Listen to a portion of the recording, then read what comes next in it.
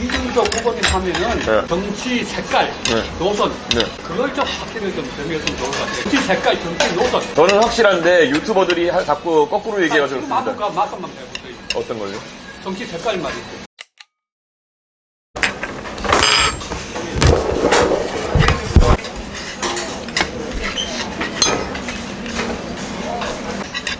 아니, 네. 이준석 후보님 예. 뵙게서 반갑는데요. 네. 제가 한마디로 좀 예. 생각되었습니까? 예, 예. 근데 이준석 후보님 그 텔레비전 내가 본 말이죠. 예, 예. 정치가 소문은 많이 났는데 예. 이준석 후보님 하면은 예. 정치 색깔, 네. 노선 네. 그걸 좀 확실히 좀 정했으면 좋을 것 같아요. 예. 그게 지금까지는 안 보인다는 얘기죠. 정치 색깔, 정치 노선. 저는 확실한데 유튜버들이 자꾸 거꾸로 얘기해가지고 지금 그렇습니다. 아무가 말씀만 해보세요. 어떤 걸요? 정치 색깔 말이죠. 어떤 색깔 말씀하시는 거죠? 색깔이랑 말할게요. 네. 전사기 말이죠. 네. 이렇게 많이 터져가지고 네. 나라가 꺾고 정말 소문이 좀 네. 똥철만박하는데 네. 그럼 거기서 자기의 노선을 말해야 되죠. 예, 이것이 네. 뭐 이거 어떤 방향으로 쉽게 말하면 이제 세입자들 보호하는 쪽으로 나가야 되느냐, 그럼 이제 임대인 보호자로 나가야 되느냐, 세입자 보호하는 쪽으로 나가야 되느냐, 전혀 자기 말이죠. 아무렇게 해서 네. 이거는 법내기 정책이랑 대한민국 말을 해야 돼요. 저희가 그 부분 다 얘기했습니다, 이미. 그건 얘기했다는 얘기죠. 다 얘기했습니다. 좀 못난 얘기예요. 네, 네. 아까 이거 사슴씨 얘기거든. 그 정치 색깔 없는 사람이에요. 내가 저분의 얘기를 네. 생각해보자면 저는 사실 얘기를 약간 대통령 후보 대통령들의 흐름을 따라보면 뭐 예를 들어 김영삼 대통령은 민주주의, 그리고 김영삼 대통령은 민주주의, 김대중 대통령은 뭐 대북이랑 평화를 하겠다, 그런 것처럼 큰 틀에 뭔가 대안을 그냥 짧게 원하시는 분들이 많은 것 같아요. 제가 느끼기에. 예를 들면 참여정부에서는 지역주의 해소 이런 것처럼. 그런 질문이었으면 좋은데 빨간색이냐 파란색이냐 아니었으면 좋겠습니다. 저도 말씀드린 것처럼 이제 사실 공무원이랑은 상관없는 사람인데 오면서 부모님 혹시라도 이렇게 만나서 이야기할 네. 기회가 된다면 뭘 물어볼까 좀 오면서 고민해봤는데 이제 최근에 또 이제 군 가산점제를 부활을 하겠다라는 말이 또 들고 있잖아요. 근데 아마 사기업부터 이렇게 시작할 것 같지 않고 만약에 적용이 된다 하면은 공무원 공공기관부터 적용이 될 것 같은데 그 부분에 대해서는 이제 후보님께서는 어떤 생각이신지? 저는 김문수 후보님이 어제 답변을 좀 너무 약하게 하셨다 이런 생각이 들거든요. 군 가산점제 이거는 사실 장애인에 대한 어떤 차별 가능성 때문에 이제 헌법재판소에서 위헌 판결이 난 건데 저는 남성이든 여성이든 군 복무를 한 사람에 대해 가지고 상당히 대한민국에서 혜택을 줘야 된다는 것에는 저는 공감을 합니다. 특히 공무원 취업에 대해 가지고는 여기 공무원 시험 준비하시는 분들 앞에 죄송하지만은 노량진에서 1년, 2년 더 공부했다는 것보다 더 중요한 게 저는 국가를 위해서 1년, 2년 이상 복무했다라는 거거든요. 저는 남성들은 군복무가 강제되어 있으니까 사실 그렇다 쳐도 여성 중에서도 만약에 자발적인 군복무를 할 생각이 있다면은 저는 당연히 그런 혜택을 인정해줘야 된다는 생각이고, 솔직히 그 현장직으로 갈수록 예를 들어서 뭐 경찰, 소방 아니면 뭐 교정직 이런 쪽으로 갈수록 내가 공시생활을 1년 더 했다가 무슨 그렇게 대단한 이게 있겠느냐, 오히려 자발적인 복무나 이런 걸 통해 가지고 애국심을 보여주는 게 훨씬 더 중요하지 이런 생각이기 때문에 저는 그래서 제가 작년에 얘기했던 게 이제 희망복무제, 여성도 그렇고 본인이 원하면은 복무를 하면은 공무원 취업에 있어서 그분들로 안에서 뽑도록 하겠다 이렇게 얘기했는데, 물론 뭐 신체적인 어떤 여건 때문에 복무가 어려운 분들은 따로 전형을 만들어야겠지만은 신체 건강하신 분들 입장에서는 복무를 한 사람들 중심으로 뽑아야 된다, 그 중에서 뽑아야 된다 이렇게 생각하고 있습니다. 예, 저는 뭐 계속 이상하게 돼가지고 체력 요건을 약화시키고 뭐 이런 것들이 자꾸 이제 나오고, 이제 현장직 공무원에 대해서도 저는 좀 바뀌어야 된다 그런 생각을 합니다. 실제 누가 가장 경찰, 소방, 교정 업무를 잘할 수 있느냐를 기준으로 판단해야 된다 이렇게 생각하는 거죠. 그리고 어차피 요즘 군대 뭐 어차피 옛날처럼 10만원 받고 가는 것도 아닌데요. 뭐, 네. 뭐 200만원씩 받고 가면은 그게 초급 공무원 연봉이랑 크게 다르지도 않을걸요. 현장직 초급 공무원이랑. 뭐 숙식 제공까지 생각하면 나쁘지 않은 선택이다, 저는 그렇게 생각합니다. 그래서 오히려 윤석열 대통령의 그런 200만원 공약 때문에 그런 어떤 여성희망복무제의 가능성이 높아졌다 이렇게 보고 있습니다. 아무튼 다 드신 거죠? 예. 아, 오늘 너무 감사합니다. 감사합니다. 좀 맛있는 걸 함께 할게요. 하나 더 옛날 선물 드리고 싶은 게 예, 예. 있는데 자웅은 이제 사실 이제 좀 지지자로서 예.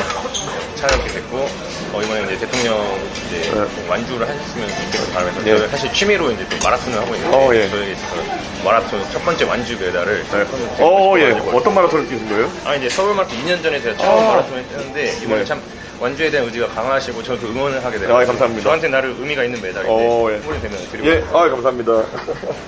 이거 풀코스예요? 응원하겠습니다. 예, 풀코스 맞습니다. 풀코스를 완주하신 거예요? 네, 사실 근데 마라톤 완주는 좀 안철수 의원이 어울리긴 하는데 예. 그래서 부모님께 제가 예, 너무 감사합니다. 드리겠습니다. 제가 나중에 저도 한번 서울 마라톤 풀코스 한번 뛰어보도록 하겠습니다. 영광입니다. 제가 옛날에 그 상계동 살면서 어릴 때 상계동에 할 게 등산밖에 없어가지고 이 하체로 하는 건 좀 잘하는 편입니다. 뛰었다 올라갔다 내려갔다 뭐 여기저기 다니고 이런 거는. 네. 그리고 네, 응원하겠습니다. 너무 감사합니다. 예, 감사합니다. 예.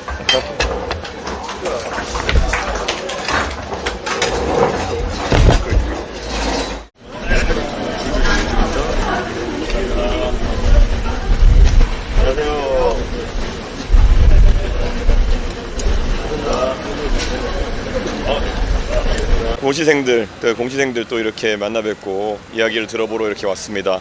근데 뭐 사실 대한민국에 지금 취업난이라는 것 때문에 공시에 대한 관심이 있었지만 요즘은 또 어떤지 한번 알아보려고 하고요.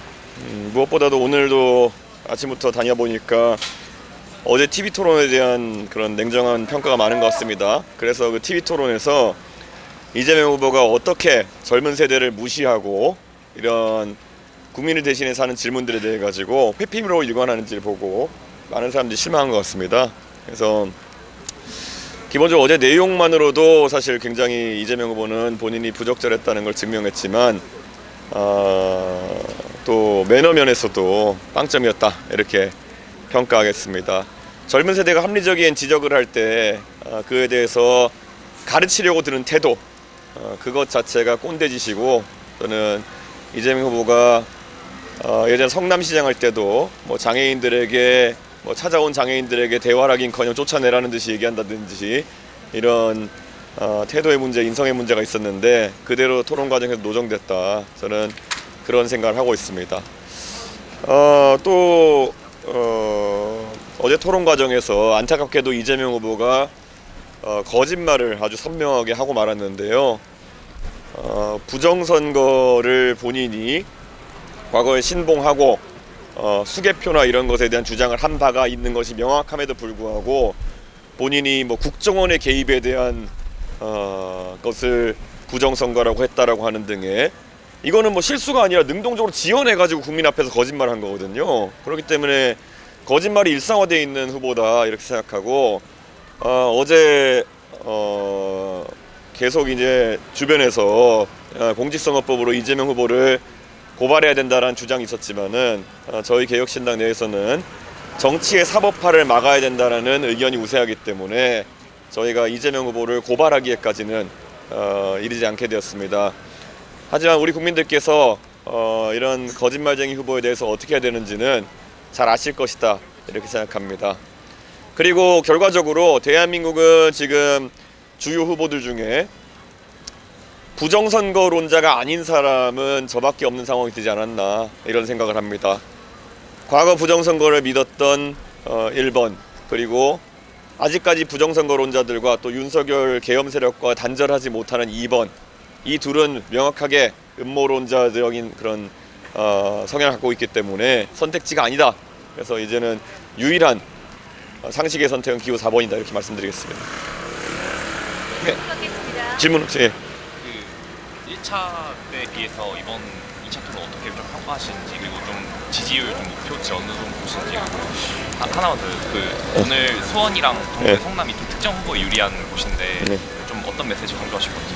뭐 아무래도 그 지난 TV 토론 때는 이재명 후보가 그 호텔 경제학 같은 거로 좀 희화화되기 좋은 대형 자폭을 했기 때문에 그런 것이 밈화되고 그래서 온라인상에서 많은 패러디도 일어나고 했지만 이번에는 이재명 후보가 모르쇠 회피 전략으로 가면서 아니면 우기기 전략으로 가면서 그런 어떤 면이 좀 약화된 측면은 있겠지만은 어제 나온 것들만 해도 국가 경영을 할 수 있을까 의심스러울 정도의 그런 사고들이 많았습니다. 특히 15조 원에 달하는 간병비에 대해서 건보 혜택을 적용하겠다고 하면서 그것에 대한 재원 마련 대책은 역시 말하지 못하는 그런 상황이었습니다. 저는 이런 것들이 누적되어 가면서 이재명 후보의 무능에 대한 인식이 넓어지고 있다 이런 생각을 합니다.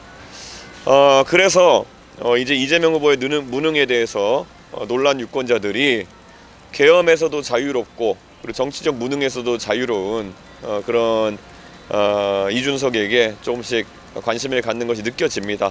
그래서 저는 표심의 변화가 급격하게 일어날 것이다 이렇게 예상합니다. 네. 어제 김용필 위원장이 네. 100% 국민 당선이고 하는 것은 아름다운 장면을 얘기하셨는데 사전투표 직전까지도 고려의 대상이 되셨나요? 그러니까 저는 이준석은 어떻게든 이재명이라는 위험한 사람의 집권 가능성을 낮추기 위해 가지고 정책 연구를 하고 또 토론을 준비해 가지고 그에 대한 문제점을 합리적으로 지정하느라 힘들어 죽겠는데 국민의힘에 있는 사람들은 그저 당권 투쟁을 하거나 아니면은 정치공학적 단일화 같은 것을 계속 언론에 이야기하면서 분위기 흐리는 데만 지금 일조하고 있습니다. 저는 제발 좀 정신 좀 차리고 지금 이재명 후보의 위험성이나 아니면 이재명 후보의 그런 무책임함을 국민들에게 알리는 것이 유일한 그런 과제가 돼야 되는데 자꾸 그런 국민의힘이 지방방송으로 자꾸 이런 좀 이상한 상황을 만드는 것이 아니냐 이런 생각을 하고 있습니다. 지금 메시지를 좀 집중할 때이다. 이재명 후보의 무능을 입증하는데 주력해야 된다. 그런 생각을 합니다. 아까 나왔던 질문이긴 한데 이재명 후보의 정치적 고향이라고도 하는 수원과 성남에 저는 유세하는 특별한 이유가 있습니다. 이재명 후보의 그런 성남이나 수원이라고 하는 곳이 정치적 본거지라도 할 수 있겠지만은 한편으로는 이재명 후보가 마찬가지로 이번에 성남시 의료원에 제가 방문해서도 본 것처럼 행정가로서의 무능이 유능으로 취장되어 있는 그런 공간이기도 합니다. 그래서 그런 부분에 대해서 이야기할 수 있는 부분 또 이야기할 수 있도록 하겠습니다. 그리고 방금 전에 얘기하면서 지방방송을 비하의 의미로 사용한 건 아닌데 그거는 제가 취소하겠습니다. 그거는 중요하지 않은 내용을 얘기하지 않았으면 좋겠다는 취지니까 보도에 좀 반영해 주시면 좋겠습니다.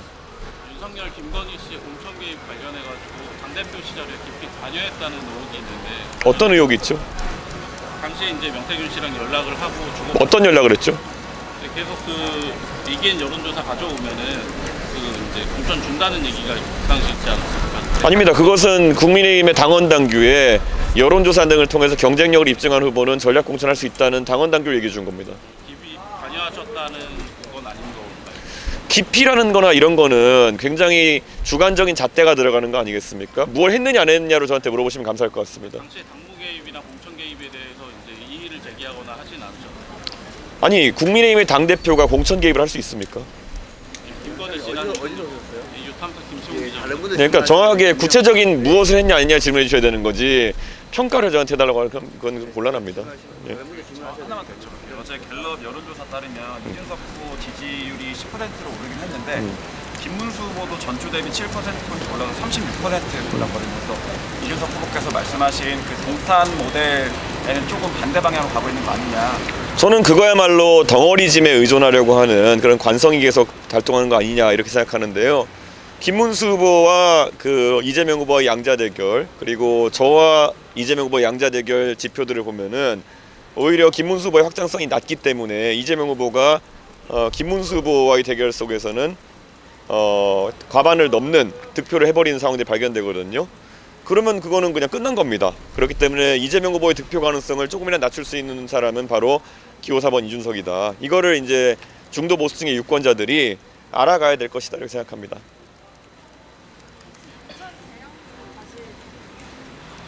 뭐 계양구는 크게 뭐 제가 고민하지 않고 있습니다. 네. 원전 관련해서 네. 이제 원전 얘기가 나왔는데 한국 자체로 주기주 영역이나 운영 문제가 크게 높은 거예요. 거기서 들어서 어떤 이제 후보들 간의 이제 가장 약점이 이제 정치적인 불확실성 때문에 정치적 수준이 지금 많이 애로사항이다라고 얘기가 나오는데 그 부분을 어떻게 말하고 계시죠? 이재명 후보가 계속 본인이 원전에 대한 불신을 나타내다가 나중에 원전 불신하냐고 물어보니까 그건 아니라고 얘기하고, 그러니까 본인도 머릿속에 입장 정리가 안 된 겁니다. 그냥 때때로 나올 때마다 말을 이어가면 그게 말 잘하는 거라고 착각하고 지금까지 살아오신 걸 텐데요. 저렇게 계속 하다 보면은 국제사회에서 조롱받습니다. 안에서는 정치적인 목적 때문에 국내 원전에 대한 불확실성을 강조하고, 정작 수출할 때 되면은 가가지고 어떻게 세일즈 한단 말입니까? 그게 문재인 정부 내내 원전 산업이 진짜 나락갔던 그런 이유 아니겠습니까? 저는 그런 근시안적인 그런 시각으로 원전에 대해서 자꾸 언급하는 이재명 후보가 또다시 한번 대한민국의 원전 산업을 나락보낼 거라고 생각합니다. 국민의힘이 제시하는 공동정부 안에 대해서도 아마 총괄적인 입장이 있을 텐데 네. 그거에 별개로 후보님께서 생각하는 국가적인 공동정부 안 같은 것 저희는 이재명 후보에 대한 위험성을 지적하는 것 외에 다른 정치공학적 활동에는 크게 관심이 없습니다. 그래서 국민의힘이 제발 이 과정 속에서 뭐 다른 아이디어가 없어서 그런 건 이해하겠지만은 이런 정치공학 얘기로 언론 지지면이 많이 도배되게 되면은 결국에는 이재명 후보의 그런 결정적인 실수나 이런 것들이 덜 주목받는 그런 효과를 낳게 됩니다. 이재명 집권을 돕는 도우미가 바로 국민의힘이 될 것이다, 이렇게 생각합니다. 이렇게 가면. 예, 여기까지 하겠습니다. 예, 감사합니다.